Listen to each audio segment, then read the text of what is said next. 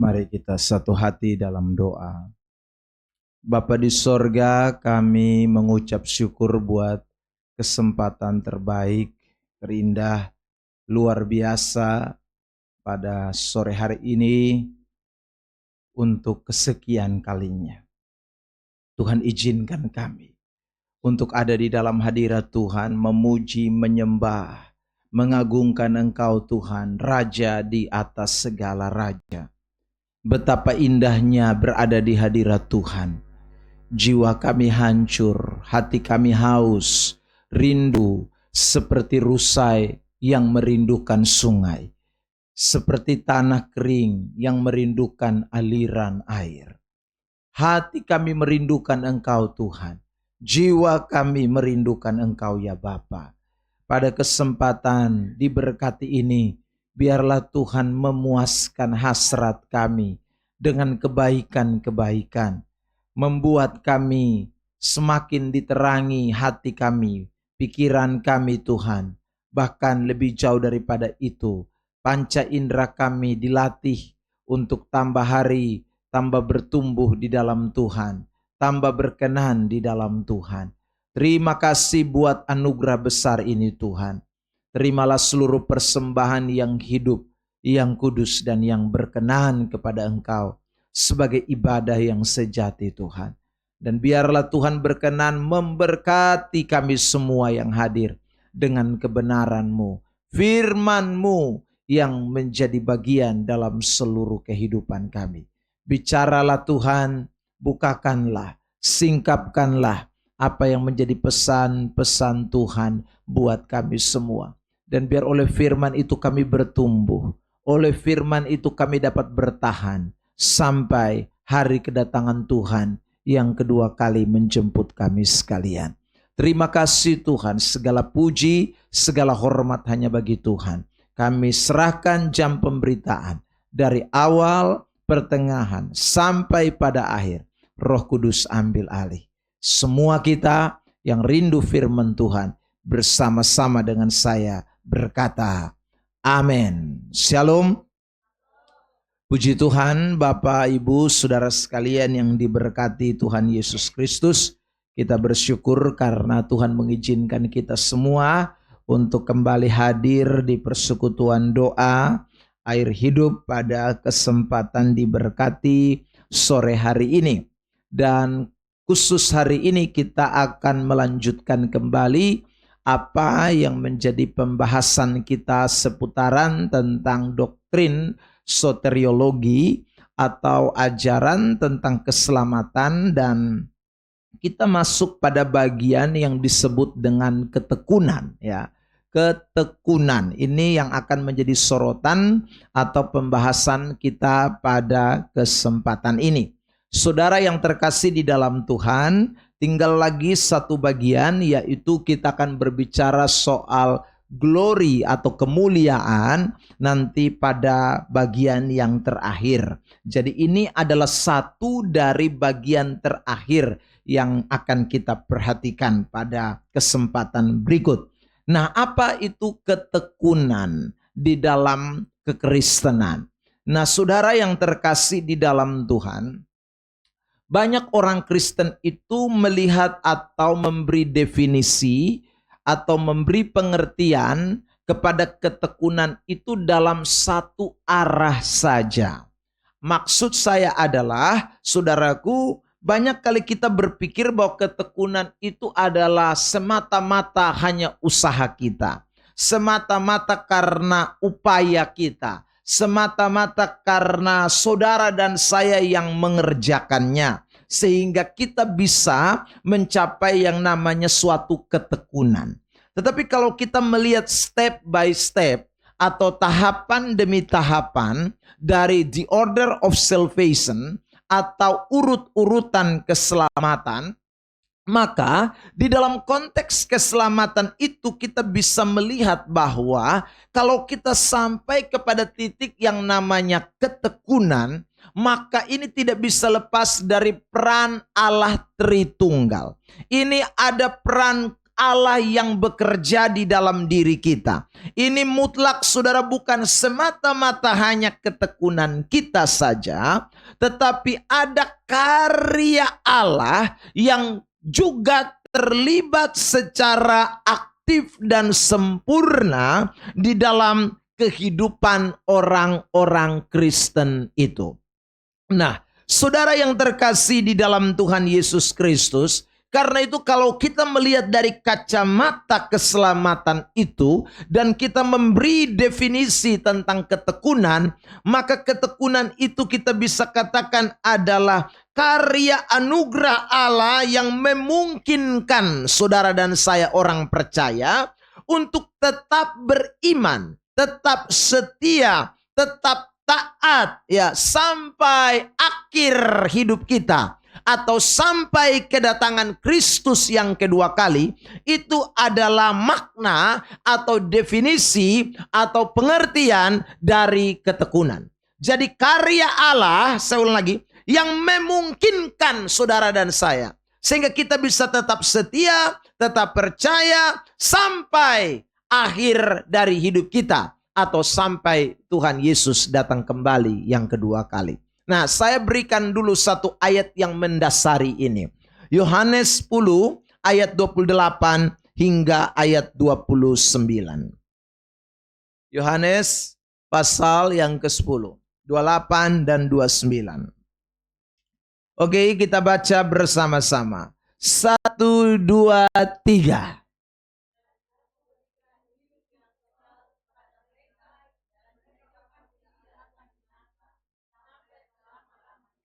Dan seorang pun tidak akan merebut mereka dari tanganku. Bapakku, ayat 29, Bapakku yang memberikan mereka kepadaku lebih besar daripada siapapun. Dan seorang pun tidak dapat merebut mereka dari tangan Bapa. Nah, saudara lihat, kalau kita melihat ayat ini dari kacamata Tuhan atau dari sudut pandang Allah, maka saudara kita bisa melihat bahwa ternyata keselamatan atau hidup kekal yang kita bisa pertahankan, yang kita miliki, bahasanya tadi saya sebut kita bisa setia di sana, kita bisa taat di sana, itu karena aku memberikan. Ayat 28. Aku memberikan, seorang pun tidak akan merebut mereka dari tanganku. Itu ayat mengatakan. Jadi saudara lihat, ini karya Allah di dalam diri kita. Jadi saya ulang lagi, kalau kita bisa setia, kita bisa taat, kita bisa tekun, kita bisa saudaraku bertahan, kita terus ada di dalam kekristenan. Sebenarnya itu bukan semata-mata hanya kitanya, tetapi karena ada Allah yang berkarya di dalam hidup saudara dan saya. Ada amin? Ya. Saudara yang terkasih di dalam Tuhan, dengan kata lain begini, kalau ada orang yang tidak setia, atau ada orang yang tidak taat, orang yang tidak tekun, orang yang tidak bertahan sampai akhir, itu sudah pasti bahwa mereka bukanlah orang-orang yang sudah diselamatkan. Mereka belum ada di dalam kepastian keselamatan. Mereka belum masuk di dalam the order of salvation. Belum, saudara yang terkasih dalam Tuhan. Hanya kelihatannya saja Kristen. Sebab mana mungkin ya orang yang Kristen sungguh-sungguh lalu kemudian tidak mengalami yang namanya ketekunan. Nah, saudara yang terkasih, lihat juga Filipi pasal 1 ayat 6. Ini tersirat secara eksplisit tentang bagaimana karya Tuhan itu di dalam ketekunan kita atau di dalam ketahanan kita, sehingga kita bisa terus ada di dalam Kristus. 1 ayat 6. 1, 2, 3. Akan hal ini aku yakin sepenuhnya, yaitu Ia yang memulai pekerjaan yang baik di antara kamu akan meneruskannya sampai kapan? Pada akhirnya, pada hari Kristus Yesus. Jadi Ia di sana huruf besar itu berarti menunjuk kepada Yesus itu sendiri. Jadi saudara, kalau Yesus itu sudah memulai pekerjaan yang baik, Dia panggil saudara, Dia lahir barukan saudara, Dia kasih saudara iman yang sejati, lalu dia memperbaharui hidup saudara dan saya. Lalu kemudian saudara yang terkasih di dalam Tuhan, dia setelah itu membenarkan kita, mengangkat kita menjadi anak, dia menguduskan kita. Loh, mana mungkin lalu dia tiba-tiba berhenti bekerja? Itu bukan Allah itu, saudara. Dia akan terus bekerja sampai akhir pada hari Kristus Yesus menyatakan dirinya. Jadi karena itu saudara yang terkasih dalam Tuhan, ketekunan itu sekali lagi, itu bukan semata-mata hanya karena kita. Tetapi ada intervensi karya Allah di dalam diri saudara dan saya yang membuat kita mengalami yang namanya ketekunan. Sehingga kita bertahan, kita terus bertumbuh, kita terus hidup dalam ketaatan, kesetiaan sampai hari kiamat atau hari kedatangan Tuhan yang kedua kali itu. Nah, saudara yang terkasih di dalam Tuhan Yesus Kristus. Nah, karena itu pada kesempatan hari ini, saudara, kalau kita berbicara soal ketekunan, itu membuktikan bahwa orang itu berada di dalam yang namanya, saudaraku, urut-urutan keselamatan. Orang itu sudah mengalami yang namanya keselamatan. Karena itu tidak mungkin ada orang Kristen yang saudara sejati, yang sungguh-sungguh ada di dalam Tuhan, tidak mengalami yang namanya ketekunan. Saudara yang terkasih, lihat ayat yang sering saya tunjukkan di dalam khotbah ini. Mungkin sudah sekian kalinya ya, 3-4 kali. 1 Yohanes 2 ayat 19. Ini membuktikan bahwa orang yang tidak tekun itu memang dia belum selamat, hanya kelihatan saja dia Kristen. Ya, 1 Yohanes 2 ayat 19. 1, 2, 3.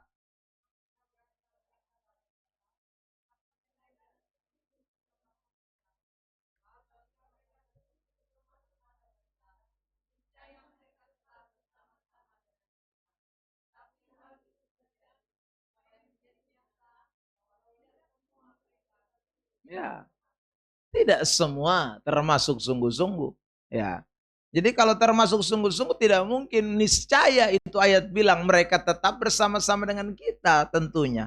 Tapi kok mereka tidak ada sekarang? Mereka tidak tekun, mereka tidak setia lagi, mereka tidak taat lagi. Oh, kenapa? Oh ya, karena memang mereka bukan sungguh-sungguh termasuk pada kita. Itu jelas. Ibrani 10, satu ayat lagi. Saudara lihat ayat 28, 29. Kita baca ya, 28, 29. Ibrani pasal, bukan, 38, sorry. Ibrani 10 ayat 38. Ya.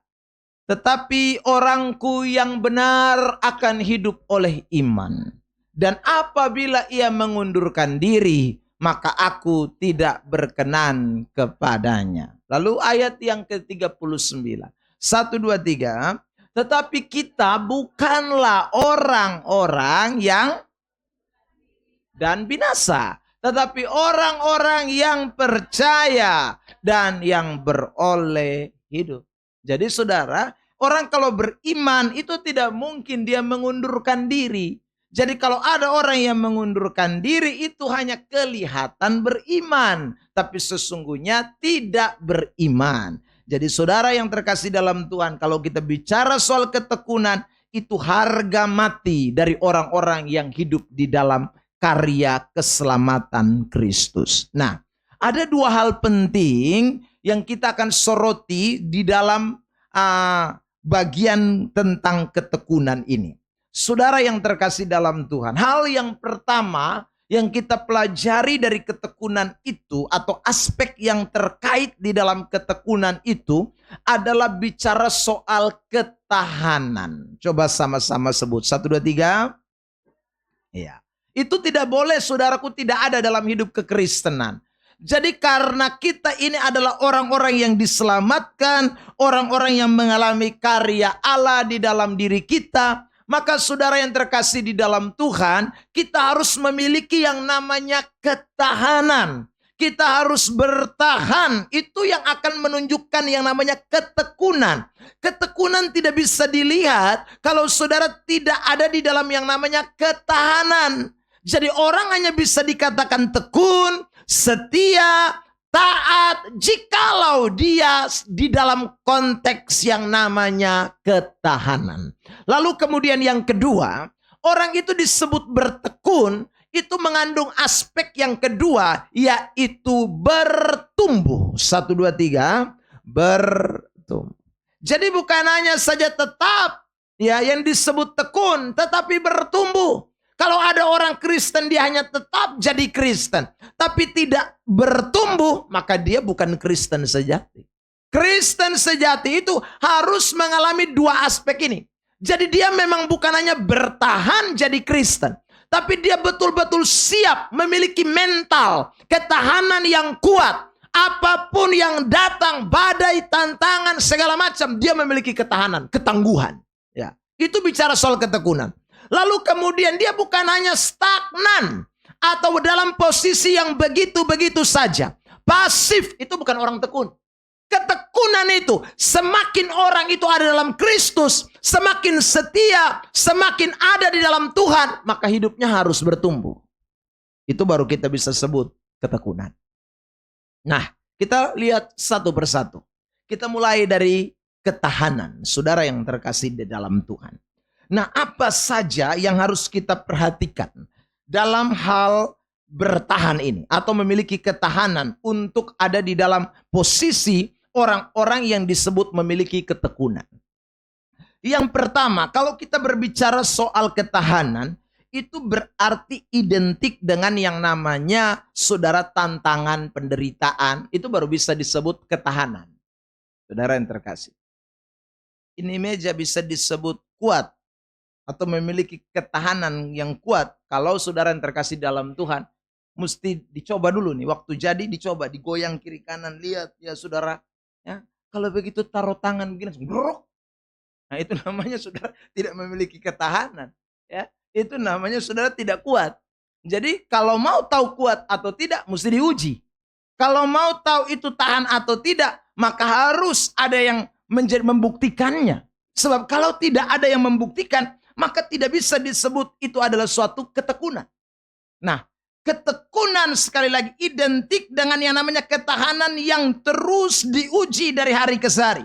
Makanya hidup orang Kristen itu selalu diperhadapkan dengan berbagai macam pencobaan. Kenapa? Karena semakin dicobai, orang yang hidup dalam konsep keselamatan, dia akan semakin menunjukkan ketahanannya. Dia akan semakin ada dalam ketekunan, saudara yang terkasih. Dan meskipun bermacam-macamnya penderitaan itu. Lihat Yakobus 1 ayat 12. Yakobus pasal 1 ayat 12. Ayat terkenal ini. Yakobus 1 ayat 12. 1, 2, 3. Berbahagialah orang yang... Sampai situ saja. Bertahan. Ada kata bertahan. Bertahan itu di mana? Dalam pencobaan.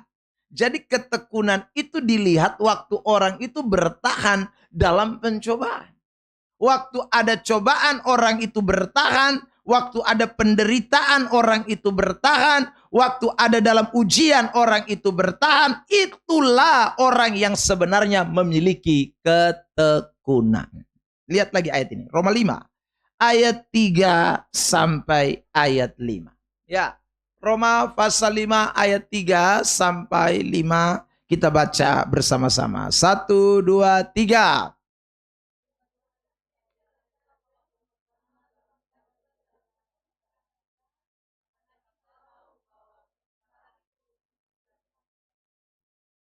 Kesengsaraan itu menimbulkan apa?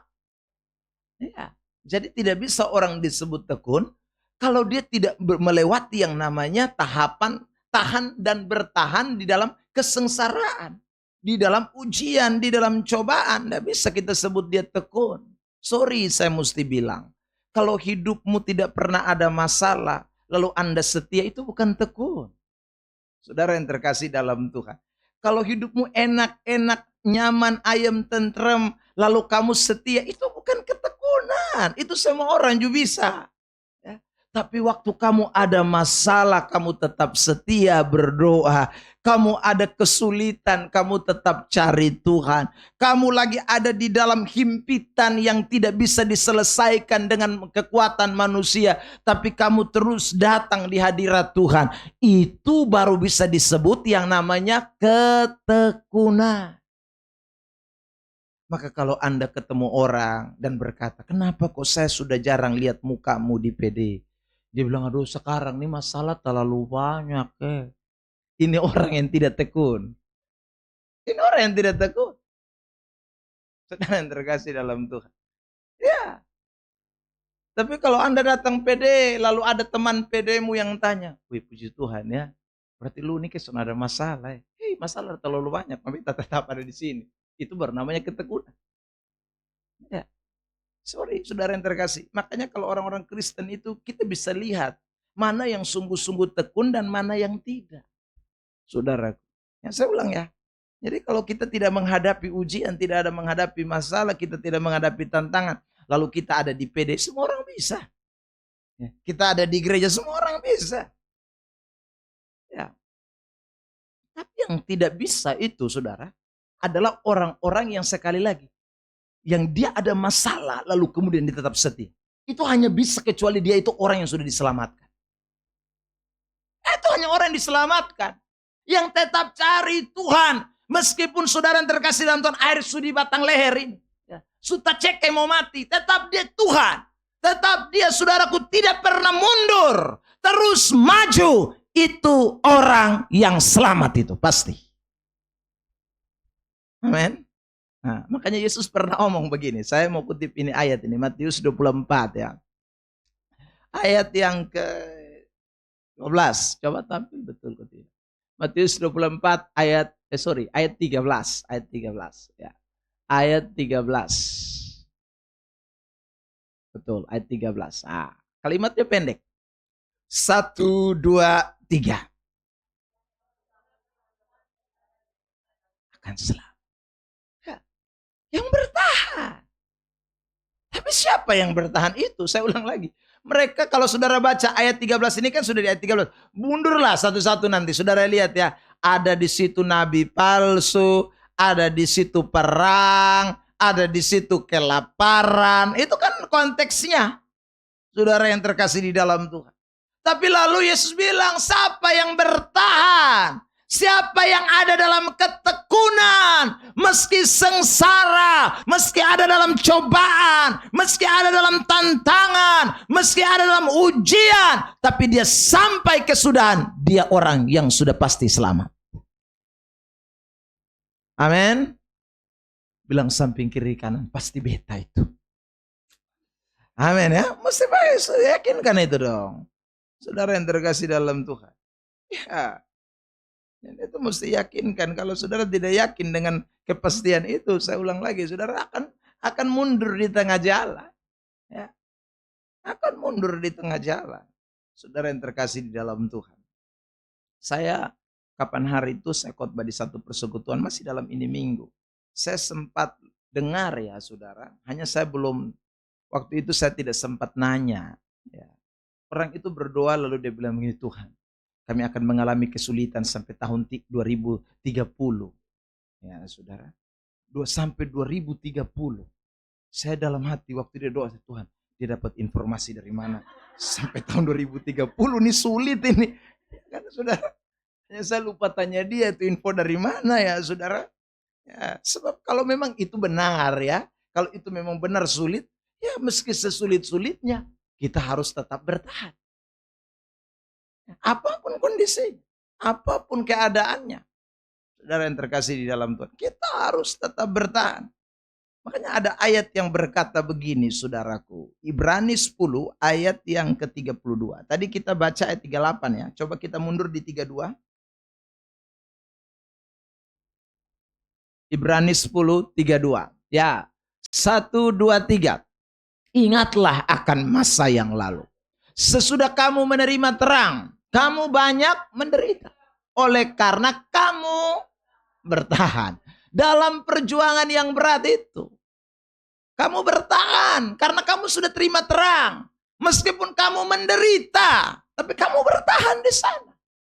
Kamu tidak lari, kamu tidak takut, kamu tidak kecewa, kamu tidak gentar, kamu bertahan. Saudara yang terkasih dalam Tuhan. Makanya tadi 39 ayat 39 dia bilang kamu itu orang benar dan tidak ada orang benar yang mengundurkan diri. Gitu lihat. Tidak ada. Kamu orang benar dan karena itu kamu tidak bisa mengundurkan diri meskipun saya ulang lagi penderitaannya banyak, ya. Penderitaannya bukan sedikit, banyak itu tadi itu ayat bilang. Ya. Kalau orang Jawa yang ngomong itu banyak itu. Ya, banyak itu saudara yang terkasih dalam Tuhan. Tapi sekali lagi nggak mundur itu, maju terus. Itulah ketekunan. Ya saudara, jadi saya ulang. Kalau saudara jadi orang Kristen yang sudah diselamatkan dan ada dalam ketekunan, itu bukan berarti hidupmu nyaman. Itu bukan hidupmu tidak ada masalah. Hidupmu tidak ada kesulitan. No, justru ketekunan itu akan terlihat waktu kita ada di dalam masalah. Waktu kita ada di dalam kesulitan. Waktu kita ada di dalam tantangan. Saudara yang terkasih dalam Tuhan. Tanpa itu kita tidak bisa melihat. Nah, saya, saudaraku yang terkasih dalam Tuhan, mau mengutip beberapa pernyataan bapak-bapak gereja, ya saudara, tentang bagaimana orang Kristen, ya saudara yang terkasih dalam Tuhan, dalam menghadapi penderitaan, dalam menghadapi berbagai macam kesulitan itu. Saudara yang terkasih di dalam Tuhan, saya teringat dengan beberapa pernyataan dari bapak-bapak gereja kita. Ya, saudara yang terkasih, sabar ya, saya buka dulu. Saya mau bacakan buat kita sekalian ini. Pernyataan dari bapak-bapak gereja kita ini. Saudara yang terkasih. Ya. Yang pertama, seorang yang bernama Origenes. Dia melayani di sekitaran tahun 185 Masehi sampai dengan 254 Masehi. Dia berkata begini, saudara yang terkasih di dalam Tuhan. Ia menyebut para murid sebagai orang-orang yang saudaraku jatuh dalam kesedihan dan kebingungan. Karena mereka tidak memahami bahwa penderitaan adalah jalan menuju kemuliaan. Ada saudaraku yang terkasih dalam Tuhan. Origenes ini dia melihat situasi yang dihadapi oleh murid-murid setelah Yesus itu disalibkan. Yesus itu mati, saudaraku, disalibkan. Dia melihat kenapa murid-murid itu kocar-kacir, Origenes ini. Dia melihat, saudara yang terkasih, kenapa murid-murid itu sedih. Kenapa murid-murid kemudian bingung. Origenes memberikan pemahaman. Karena mereka tidak memahami bahwa penderitaan itu adalah jalan menuju kemuliaan. Kalau murid-murid itu memahami, saudaraku, mereka tidak mungkin jatuh di dalam kesedihan dan kebingungan. Nah, saudara yang terkasih, makanya Yesus perlu menampakkan diri 40 hari, ya, membangkitkan mereka kembali, menyadarkan mereka kembali, supaya mereka, saudaraku, memahami arti pengiringan dengan Tuhan. Dan akhirnya betul mereka tekun itu. Meskipun saudara yang terkasih dalam Tuhan, mereka sudah tahu. Ya, Petrus sudah tahu bahwa dia akan diikat, lalu akan dibawa orang pada masa tuanya. Karena sudah ada nubuatan dalam Yohanes pasal yang ke-21 itu. Ya. Saudara, tapi Petrus tetap bertahan. Dia tetap setia. Thomas juga begitu dan murid-murid yang lain. Kenapa? Sekarang mereka memahami bahwa hidup di dalam Tuhan sebagai orang Kristen itu pasti ada penderitaan. Tapi penderitaan itu akan mendatangkan kemuliaan yang besar. Ada amin? Beri dulu tepuk tangan yang terbaik buat Tuhan Yesus. Nanti kita akan bahas lebih panjang di sesi glorification, saudara yang kasih di dalam Tuhan, atau tentang pemuliaan. Nah, seorang yang lain bernama Ambrosius. Ya, dia dari Milan, dari Italia. Dia ini, saudaraku, melayani di sekitar tahun 340 sampai dengan 397 Masehi. Ya, Yesus berjalan, dikatakan, dia mengatakan ini, Bapak Gereja ini, Yesus berjalan dengan mereka, maksudnya murid-murid, ya, yang saat itu mukanya muram. Ini maksudnya Kleopas ini dan temannya. Sebab apa? Ambrosius mengatakan bahwa mereka tidak mengerti arti penderitaan yang dialami. Mereka tidak mengerti arti penderitaan. Makanya mereka muka muram. Saudara yang terkasih. Ya. Tapi coba mereka mengerti arti daripada penderitaan. Saudara lihat kan, mereka akhirnya kemudian kembali ke Yerusalem, lalu kemudian berkumpul bersama dengan murid-murid yang lain. Sesuai dengan Lukas 24 itu ayat 32. Ya. Jadi saudara yang terkasih di dalam Tuhan, makna dari penderitaan itu kita harus memahami dulu. Ya. Oh ternyata memang waktu saya orang Kristen, saya sudah diselamatkan, saya jadi orang percaya. Saya memang harus mengalami penderitaan. Karena penderitaan itu akan membawa saya mengalami ketekunan, ketahanan, sampai puncaknya adalah pemuliaan. Saudara yang terkasih dalam Tuhan. Jadi tidak ada orang Kristen yang tidak menghadapi penderitaan. Sebab kalau dia tidak menghadapi penderitaan, dia setia, itu setia palsu. Itu setia yang tidak benar. Itu setia yang sementara. Karena kesetiaan, ketaatan kita hanya bisa dinilai, diuji ketika kita diperhadapkan dengan yang namanya penderitaan. Nah, karena itulah, saudara yang terkasih dalam Tuhan, dalam ketekunan hal ini menjadi penting. Soal bertahan dalam penderitaan. Yang kedua, saudara yang terkasih, kalau kita berbicara soal bertahan atau ketahanan, ya saudaraku, itu berbicara juga bukan hanya sekedar mampu melewati setiap masalah, kesulitan, kesengsaraan, ya saudara, tantangan, tetapi juga bicara soal ketahanan itu berbicara tentang posisi kita yang tidak berubah. Dalam hal apa? Dalam prinsip. Saudara yang terkasih dalam Tuhan. Dalam prinsip. Nah, apa sekarang yang kita bicara soal prinsip? Prinsip yang saya maksudkan ini adalah, saudara, tentu waktu kita disebut bertahan, itu berarti kita tidak boleh terombang-ambing prinsip kita. Keyakinan kita, dasar kita, itu tidak boleh digantikan dengan yang lain. Itu baru namanya bertahan. Saudara yang terkasih dalam Tuhan. Contoh. Kalau saya bilang 1 tambah 1 sama dengan 2. Maka meski ada profesor, insinyur, doktor, segala macam yang datang juga, dia bilang 1 tambah 1, 1, saya tidak akan berubah. Saudara yang terkasih dalam Tuhan. Karena saya sudah punya prinsip nih. 1 tambah 1 sama dengan 2. Maka siapapun tidak bisa datang rubah 1 tambah 1 sama dengan 1. Siapapun dia. Nah saudara, itu baru namanya disebut bertahan. Orang Kristen yang bertahan itu punya prinsip yang tidak dapat diubah. Punya dasar yang tidak dapat diubah. Punya rumus yang tidak bisa diubah oleh siapapun. No kompromi. Saudara yang terkasih dalam Tuhan. Ya. Nah jelas dasar kita itu firman. Makanya ada ayat ini. Mari kita lihat ayat terkenal dari Matius pasal yang ke-7 ayat 24. Matius 7 ayat 24. Mulai kita baca bersama-sama. 1, 2, 3. Setiap orang yang mendengar perkataanku ini dan melakukannya, ia sama dengan orang bijaksana yang mendirikan rumahnya di atas apa? Batu. Batu itu bicara soal apa? Ketahanan.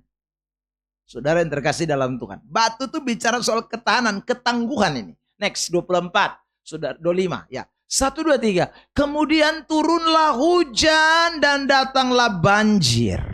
Lalu angin melanda rumah itu. Tetapi rumah itu tidak rubuh. Sebab didirikan di atas apa? Batu. Saudara yang terkasih dalam Tuhan. Tidak berubah ini. Tidak bisa berubah. Ini ketahanan ini. Ya. Ketahanan itu tidak bisa berubah apapun yang datang. Banjirkah? Anginkah? Prinsip ini tidak bisa berubah. Orang Kupang bilang, subatu na batu.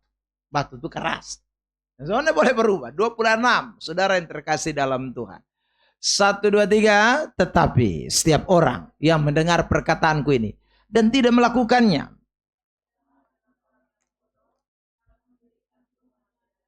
Ya, orang yang seperti ini tidak punya ketahanan. Saudara, prinsipnya berubah-ubah. Itu orang bodoh. Ya, makanya kalau orang bodoh, saudara yang terkasih dalam Tuhan, 1 tambah 1 kita bilang 2. Dia dengar di sana lagi. Di sana bilang 1+1=1. Dia ikut sana.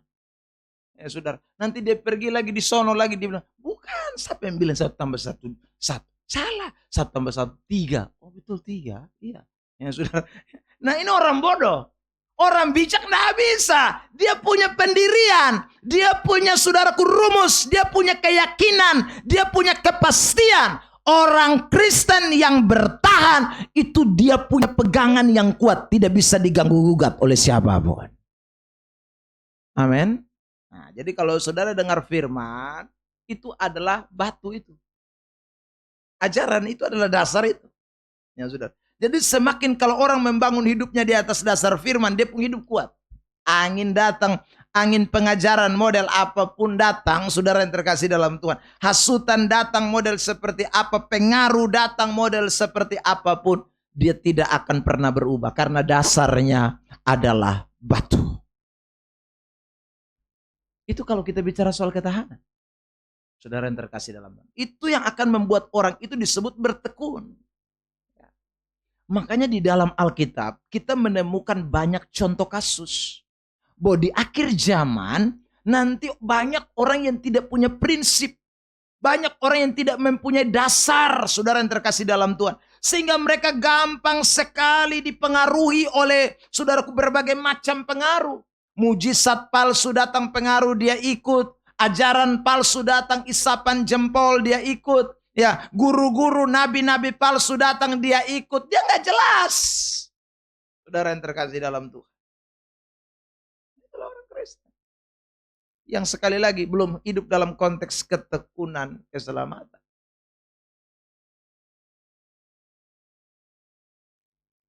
Sekitar 3 hari, 4 hari yang lalu.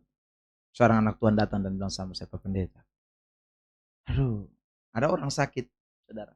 Lalu ada nabi palsu yang datang. Nabi palsu ini berdoa, tapi sebelum berdoa, saudara yang terkasih, dia kan bawa Alkitab juga. Ya. Tapi dia sudah kasih tahu bahwa setiap manusia di dalam rumah itu, kalau setiap kali dia datang, itu mesti siap 50.000. Saudara. Jadi sebelum berdoa itu dia buka depo Alkitab dulu. Lalu sorong 50.000 dia tutup dalam Alkitab. Habis itu baru kita mulai berdoa. Ya sudah. Tapi tuh saya heran ya. Ada orang-orang Kristen juga yang mau dibodohi oleh orang-orang begini. 50.000 setiap kali. Nah saya hitung saudaraku. Kalau mereka ada di dalam rumah gak usah banyak. 5 orang aja. Suami istri lalu 3 orang anak. Lumayan kan 5 kali 5 sudah berapa itu? 250 per deo. Saudara yang terkasih dalam Tuhan. Lalu dia berdoa nanti baru dia dapat penglihatan. Ya penglihatannya lagi sudah pasti penglihatan palsu ini. Sudah pasti. Tapi mereka yakini sekali. Sebagai sesuatu yang benar. Anak Tuhan. Kasihan sekali kalau orang ada Kristen begini dibodohi. Saya sudah cerita sama saudara. Ya. Orang Kristen juga kan. Usir setan, gosok odol dari muka sampai kaki. Hanya mau usir setan. Ya kena bodoh. Saudara yang terkasih dalam Tuhan. Karena saya ulang lagi, banyak orang Kristen ini yang tidak bertahan di dalam ajaran. Dengar firman padahal bola bale, tapi nabi palsu satu datang, atas namanya tutup mata, buka mata, bilang, Tuhan bicara segala macam. Itu ikut. Anda mesti dengar. Alkitab kita ini sudah sempurna 66 kitab. Tidak ada tambahan lagi. Tidak ada wahyu baru. Saudara yang terkasih dalam Tuhan. Tidak ada. Kalau ada ayat di dalam kitab Efesus pasal 1. Ya saudara, ada ayat yang mengatakan bahwa ada pewahyuan, wahyu. Itu bukan bicara soal sesuatu yang baru. Bukan. Tetapi itu hanya bicara soal sesuatu yang disebut dengan pencerahan.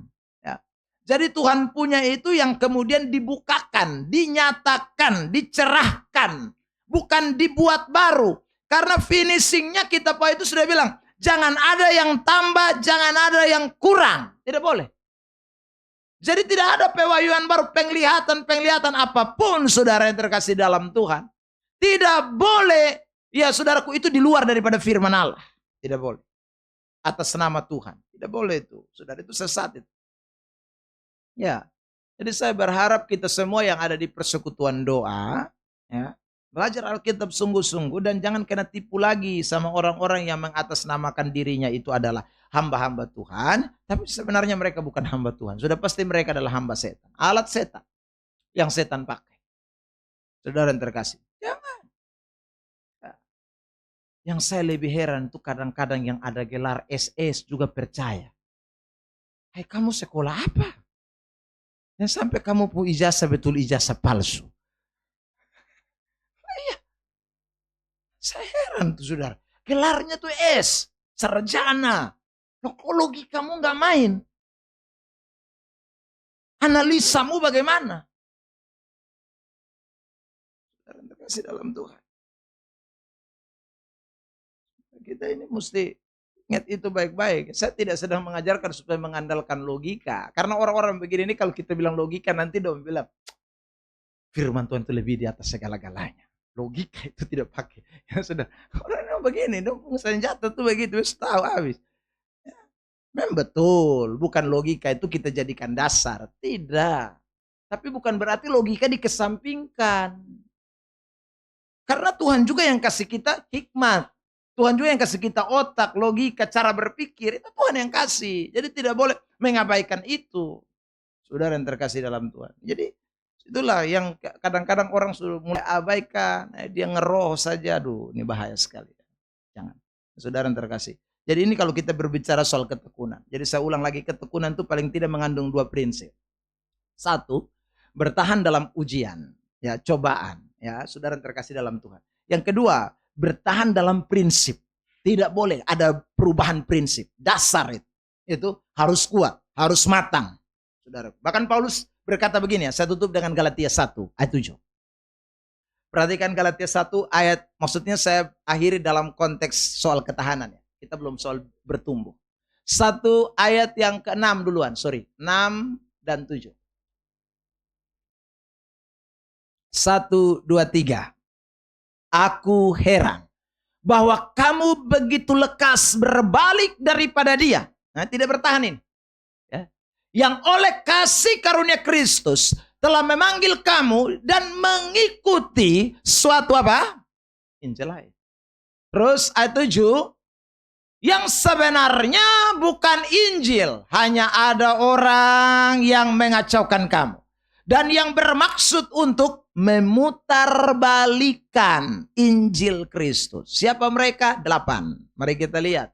Saudara yang terkasih di dalam Tuhan. Galatia 1 ayat 8. 1, 2, 3. Tetapi sekalipun kami atau seorang malaikat dari sorga yang memberitakan kepada kamu suatu Injil yang berbeda dengan Injil yang telah kami beritakan kepadamu, terkutuklah. Tidak boleh. Kami kah? Malaikat kah? Ya saudaraku, yang mengatasnamakan dirinya siapa? Tidak boleh. Injil sejati prinsipnya orang Kristen itu hanyalah Injil Kristus. Tidak ada lain. Saudara yang terkasih dalam Tuhan. Nah, itu kita bicara soal ketekunan aspek yang pertama, yaitu bertahan. Yang kedua, kita bicara soal aspek bertumbuh. Saudara yang terkasih dalam Tuhan. Ketika kita berbicara soal aspek bertumbuh, ya, maka saudara yang terkasih di dalam Tuhan, orang Kristen yang tadi punya ketahanan di dalam firman, punya prinsip di dalam firman. Saudara yang terkasih, mesti terus bertumbuh di dalam kebenaran itu. Ya. Bertumbuh di dalam firman itu, bertumbuh di dalam pengenalan yang lebih dalam lagi. Jadi bukan hanya saja punya tekad untuk bertahan di situ, tetapi juga punya tekad untuk memahami, untuk terus mengenal, untuk bertumbuh di dalam firman. Saudara yang terkasih di dalam Tuhan Yesus Kristus, sebab firman Tuhan itu harus membuat kita mengalami pertumbuhan. Lihat 1 Timotius 4 ayat 13. 1 Timotius 4 ayat 13 ya. Paulus bilang begini, sama dengan anak rohaninya yang bernama Timotius. 1, 2, 3. Sementara itu sampai aku datang, Bertekunlah dalam membaca kitab-kitab suci, dalam membangun dan dalam mengajar. Jadi saudara yang terkasih dalam Tuhan, bertekun dalam membaca kitab-kitab suci, lalu kemudian membangun dan mengajar. Ini. Jadi saudara lihat, ini ada pertumbuhan di sini nih. Jadi bukan hanya sekedar baca, habis itu selesai, tidak. Bukan hanya sekedar dengar, punya prinsip, lalu kemudian selesai situ, tidak. Tapi terus membangun diri kita. Mengajar saudaraku, semakin bertambah lagi, semakin lebih dalam lagi dalam Tuhan, dalam pengenalan. Ini yang Tuhan inginkan, saudara yang terkasih, sebagai anak-anak Tuhan. Ya. Sehingga kita tidak akan jadi bayi-bayi rohani. Lihat, Ibrani pasal 5. Ya. Ibrani 5 mulai ayat 12. Ibrani pasal 5 mulai ayat 12. Ya. 1, 2, 3. Sebab sekalipun kamu ditinjau dari sudut waktu, sudah seharusnya menjadi pengajar. Kamu masih perlu lagi diajarkan asas-asas pokok dari pernyataan Allah. Dan kamu masih memerlukan susu, bukan makanan keras. 12, 13 sekarang. Ya. Sebab barang siapa masih memerlukan susu, ia tidak memahami ajaran tentang kebenaran. Sebab ia adalah anak kecil. Ini berarti tidak bertumbuh nih, saudara yang terkasih. Padahal kalau ditinjau dari sudut waktu sudah sampai tahapan pengajar. Itu dewasa tuh, 14 saudara yang terkasih di dalam Tuhan. Tetapi makanan keras adalah untuk orang-orang dewasa. Ya, itu. Sekarang kita pindah di pasal 6. Penulis Ibrani masih lanjut, ayat 1. Ibrani pasal 6 ayat 1 mulai. Perhatikan. 1, 2, 3. Sebab itu, marilah kita tinggalkan asas-asas pertama. Ya. Dari ajaran tentang Kristus. Dan beralih. Itu berarti bertumbuh. Ya. Kepada apa? Perkembangannya yang penuh. Jadi sudah tidak bisa jadi orang Kristen yang hanya urusannya ya dasar terus. Tidak bisa, anak-anak Tuhan. Makanya saya sudah sampaikan di awal-awal dari pertemuan kita ini. Kalau saudara dengar khotbah tentang doktrin ini, maka ini sebenarnya kita sedang belajar untuk mengembangkan kebenaran yang kita dengar itu. Jadi Anda tidak hanya sekedar dengar bertobat, jangan isap rokok, jangan minum mabok, ya jangan berzina, jangan mencuri, saudaraku. Nah itu kan hal-hal praktis, saudara yang terkasih dalam. Tapi bagaimana supaya saudara memahami lebih dalam lagi? Oh ternyata saya jadi Kristen ini, ternyata oh saya hidup dalam ketekunan itu bukan karena saya, tapi Kristus yang bekerja di dalamnya. Ya Tuhan yang ada di baliknya. Oh karena saya sudah beriman sungguh. Nah ini kita semakin memahami tentang sesuatu yang ada dalam Tuhan. Konsep keselamatan kita semakin jelas. Itu saudara. Ayat 2. Ibrani pasal 6. Saudara yang terkasih dalam Tuhan. Ayat 2. Ini masih bicara soal baptisan, bicara soal penumpangan tangan. Itu kan hal-hal yang seputaran tentang dasar-dasar. Tapi kita mesti berkembang lebih jauh lagi. Ya. Jadi itu yang disebut dengan bertumbuh. Saudara. Nah orang yang terus mengalami pertumbuhan ini, saudara akan mengekspresikan pertumbuhan itu. Pertumbuhan itu tidak bisa tidak diekspresikan. Jadi orang kalau sudah bertekun, dia bertahan, saudaraku. Lalu kemudian dia bertumbuh, maka ekspresi dari pertumbuhan itu pasti akan nyata. Makanya ketika Alkitab bicara soal kekristenan itu diibaratkan seperti pohon yang berbuah. Kalau sudah bertumbuh, itu pasti akan berbuah. Maksudnya adalah, saudaraku, karena buah itu akan memberi efek, memberi dampak, memberi pengaruh. Yohanes 15, ayat terkenal. Yohanes 15 ayat 8. Yohanes 15 ayat 8. Ya, kita baca ayat ini bersama-sama. 1, 2, 3. Dalam hal inilah Bapakku dipermuliakan, yaitu jika kamu berbuah banyak, dan dengan demikian kamu adalah siapa? Mereka yang berbuah banyak, mereka yang bertekun. Lihat ayat yang ke-4 dan 5. Saudara yang terkasih dalam ini bicara soal ketekunan ini. 1, 2, 3. tinggallah di dalam aku dan aku di dalam kamu. Ini ketekunan ini. Sama seperti ranting tidak dapat berbuah dari dirinya sendiri kalau ia tidak tinggal pada pokok anggur, demikian juga kamu tidak berbuah jikalau kamu tidak tinggal di dalam aku. Kalau kita ganti, kalau kamu tidak tekun, kamu tidak bisa berbuah. Sebab bagaimana kamu tidak bertekun lalu kamu bertumbuh? Impossible. Ya saudara, kamu kalau bertekun baru kamu bertumbuh. Kalau kamu bertumbuh, kamu berdampak. Berbuah, itu dampak. Ya, next ayat 5. Saudara yang terkasih dalam Tuhan. 1, 2, 3. Akulah pokok anggur dan kamulah ranting-rantingnya. Barang siapa tinggal di dalam aku dan aku di dalam dia, ia berbuah banyak. Sebab di luar aku, kamu tidak dapat berbuat apa-apa. Dampak itu akan terlihat ketika orang mengalami yang namanya pertumbuhan. Makanya dua aspek ini tidak bisa lepas. Aspek ketahanan dan aspek bertumbuh. Itu ada di dalam ketekunan. Saudara yang terkasih dalam Tuhan. Ya.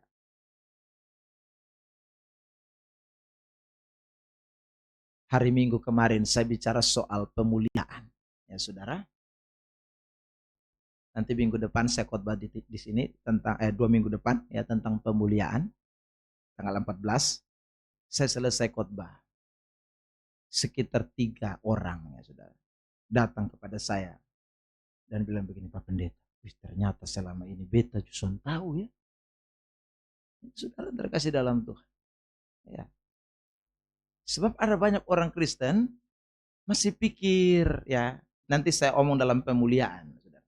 Masih pikir bahwa oh nanti setelah kita mati, habis itu kita semua dihakimi, saudara. Sesuai dengan perbuatan-perbuatan kita. Yang baik masuk surga, yang tidak baik masuk neraka. Kalau model begitu, siapa yang baik? Kalau pengadilannya model begitu. Dan kalau jawabannya tidak ada yang baik, berarti semua kita rame-rame masuk neraka semua. Surga dah kosong semua. Saudara yang terkasih dalam Tuhan. Tapi waktu khotbah itu saya sampaikan, dong baru tahu bahwa orang Kristen tidak pernah menghadapi yang namanya penghakiman untuk menentukan kau jahat dan tidaknya lagi. Itu tidak ada dalam kamus Alkitab, saudara. Itu bagi orang yang tidak kenal Tuhan. Itu orang yang saudaraku namanya tidak terdaftar dalam kitab kehidupan. Supaya Tuhan mau pastikan, mau lihat, lu pun kejahatan ini tidak bisa, lu pun perbuatan baik tidak bisa menyelamatkan kau, masuk neraka sana. Saudara yang terkasih dalam Tuhan. Kita tidak lagi, karena kita sudah pasti selamat. Filipi pasal 3 ayat 19 bilang kita sudah warga kerajaan Allah. Nah apakah kita tidak ada pengadilan? Ada, kita punya pengadilan itu hanya untuk terima upah. Ya. Jadi saudara yang terkasih dalam Tuhan, semua perbuatan baik saudara itu hadiahnya nanti upah. Bukan untuk masuk surga, tetapi upah. Itulah pemuliaan yang akan saudara terima waktu hari Tuhan yang akan datang. Ada amin? Sedikit bocoran untuk pemuliaan minggu depan, 2 minggu depan. Karena itu 2 minggu depan ajaklah teman-temanmu yang masih otaknya itu belum tahu, ajaklah datang. Ya saudara, sungguh waktu mereka keluar, wih, selama ini beta ini berbuat baik supaya beta takut apa? Kalau sampai pengadilan nanti, ya Tuhan bilang, wih lu jahat begini. Saya bilang buat baik yang sampai berapa banyak, tetap ada satu tidak baik. Dan kita semua pasti masuk neraka habis. Kalau itu konsep yang kita pakai. Jadi saudara jangan pernah berpikir demikian. Ya, nanti kita akan bahas selanjutnya. Oke, Tuhan berkati kita dengan firman-Nya. Beri dulu tepuk tangan yang terbaik lah buat Tuhan Yesus. Oke, thank you. Mari kita mau nyanyikan satu pujian.